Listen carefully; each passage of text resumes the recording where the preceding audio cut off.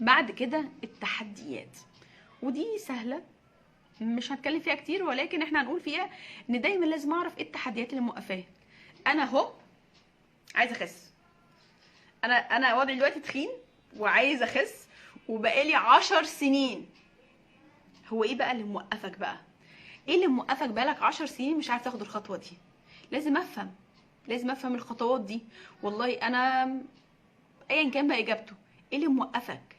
لان الحاجه دي ممكن، الحاجه اللي موقفاه دي ممكن اشتغل عليها واعمل بلان وابدا اشتغل عليها، فبالتالي هيعرف يتحرك اكتر، عنده دافع قوي، مفيش تحديات هتوقفه، عنده خطه واضحه، هيجو اهات، هيوصل اسرع للهدف بتاعه، هيروح احسن للحته اللي بعده. فمهم جدا ان انا لازم اطلع المعوقات. فهنا ممكن اسال العميل بتاعي اقول له ايه التحديات اللي موقفاك؟ انت بقالك 10 سنين عايز تشتغل، عايزه تخسي، ايه اللي موقفك بقالك 10 سنين؟ ايه مدى صعوبه التحدي اللي موقفك؟ الصعوبه الحقيقيه اللي منعاكي تعملي ده. فكأن انا بطلع التحديات الحقيقيه اللي بتوقفه. فمعرفه المشكله نصف الحل. طلعت انا التحديات، هبدأ بقى اعمل الخطوه الاخيره في الجلسه، او الخطوه اللي هي البلان، الخطه. الخطه يعني ايه يا جماعه؟ بمنتهى البساطه ان انا عندي تحديات فبحط لها حلول. فالخطه هي كأن انا بحط حلول. انا طبعا انا كهند احنا ما بنديش العميل حلول ككوتش، ولكن احنا بنطلع منه هو. طب والله انت قلتي انا عندي تحدياتي ان انا دايما لما بزعل باكل، فببدا احط خطه. والخطه عموما انا بحط خطه عموما ازاي اوصل للهدف. يعني والله انا نفسي او اخس في كذا، نفسي مثلا علاقتي بابني تبقى كويسه. طيب احنا محتاجين نعمل ايه؟ والله محتاجه اديله وقت اكتر. ايه الخطوه الاولى اللي ممكن تعمليها؟ ايه الخطوه الثانيه؟ ايه الخطوه الثالثه اللي ممكن يساعدك اكتر؟ ايه البديل اللي عندك متوفره؟ ازاي هتلتزمي بالكلام ده كله؟ طب ده هيتعمل امتى وده هيتعمل امتى؟ هتقولك مثلا والله انا الخطوه الاولى ان انا افرغ لابني وقت، اللي هو الخطوه الثانيه ان انا ما اتعصبش وانا قاعده مثلا معاه، الحاجه الثالثه ان انا مثلا كذا. طب الوقت ده بتاع ابنك، هتقعدي مع ابنك الساعه كام وهيبقى امتى؟ وهل الوقت ده مناسب ليكي مناسب لابنك؟ فكأننا هنا عارفين الخطه دي يعني ايه. الخطه هي الطريق، ببدأ ارسم الطريق اللي الشخص ماشي عليه، برسم الطريق اللي الشخص هيمشي عليه.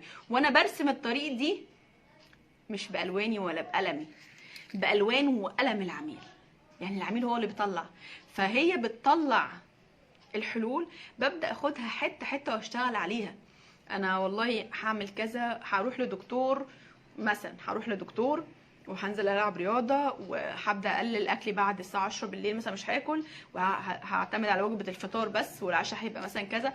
فببدا اشتغل معاها في الخطوات خطوه بخطوه بخطوه بخطوه بخطوه لحد ما نعمل صوره واضحه. المفروض ان الشخص اللي طالع من عندك، لو انت بتعمله جلسه كوتشنج حلو، الشخص ده يبقى طالع عنده رؤيه واضحه، شايف الموضوع بشكل اوضح، وعنده حاجات مترتبه جوه دماغه مترتبه. هو اصلا الكوتش وظيفته انه يرتب دماغ العميل. هو اصلا الكوتش مش وظيفته ان هو يحل، وظيفته ان هو بيرتب الدماغ كده، فالعميل بيلاقي الحل بشكل اسهل.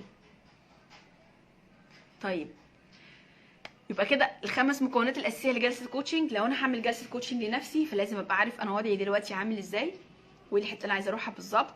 لازم اطلع 10 اسباب على الاقل دافع. بعد كده لازم ان انا اطلع المعوقات اللي موقفني بقالي في كل المده دي ما اعملش ده.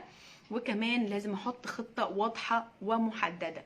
دول ايا كان المدرسه اللي انت بتشتغل فيها، ايا كان المدرسه اللي عندك، ايا كان مدرستك، ايا كان الجلسه اللي بتقدمها اسمها ايه، ولكن اي جلسه عشان تبقى افكتيف ومؤثره لازم تبقى فيها الخمس حاجات دول: الخطه، الوضع الحالي الوضع الحالي والهدف اللي عايز يوصل له، الخطه، الدافع والمعوقات والخطه.